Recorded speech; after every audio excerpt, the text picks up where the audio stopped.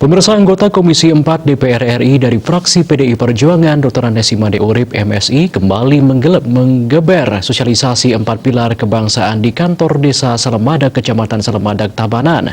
Anggota MPR RI yang akrab dikenal sebagai Wakil Rakyat Sejuta Traktor ini juga sempat membagikan sembako berupa beras masing-masing 5 kg dan tas ransel sekolah kepada seluruh peserta.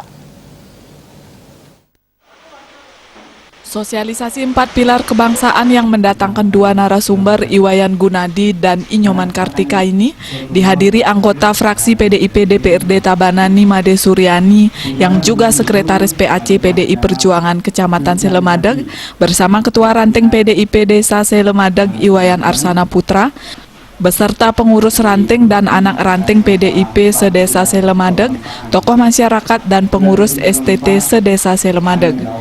Generasi muda dari STT Pancar Bakti Banjar Salemadag Kaje Nikade Ayu Sita Pradewi mengakui sosialisasi 4 pilar kebangsaan ini sangat penting bagi generasi milenial.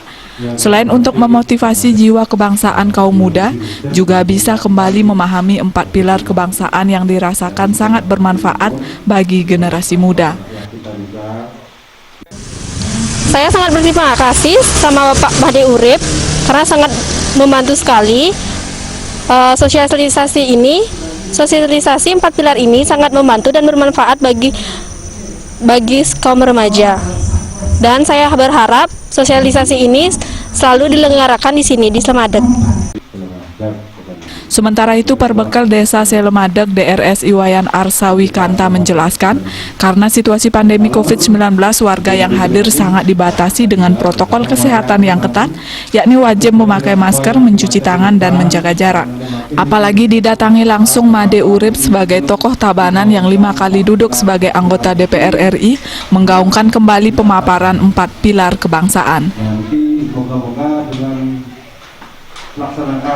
Dengan kehadiran Pak Made di desa kami yang memberikan sosialisasi 4 pilar kebangsaan yang luar biasa bagi kami, bagi warga kami, bagi generasi muda kami, juga turun-turuni yang hadir pada saat ini luar biasa sekali. Dan sekaligus kita mengucapkan terima kasih dengan Pak Made karena kepedulian beliau bisa membawa sedikit oleh-oleh berupa beras kepada warga kami karena mungkin banyak juga yang kita tahu.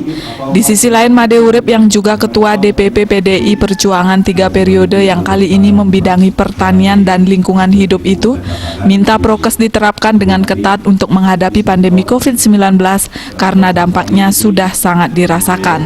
Apalagi ekonomi Bali sangat bergantung di sektor pariwisata, sehingga hasil suplai dari sektor pertanian juga ikut terdampak akibat tidak bisa disalurkan ke hotel-hotel dan restoran yang okupansinya hampir 0%. Terkait 4 pilar kebangsaan, Made Urip mewajibkan para generasi muda agar memahami dengan serius karena negara dikhawatirkan mulai mengalami degradasi dan mendapat goncangan di mana-mana.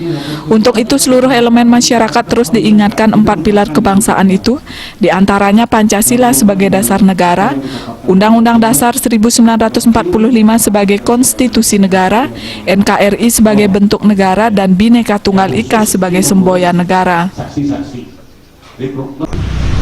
Kemudian selaku wakil dari pusat, selaku anggota DPR, karena anggota DPR itu sekaligus dia adalah anggota MPR, yaitu Majelis Permusyawaratan Rakyat Republik Indonesia.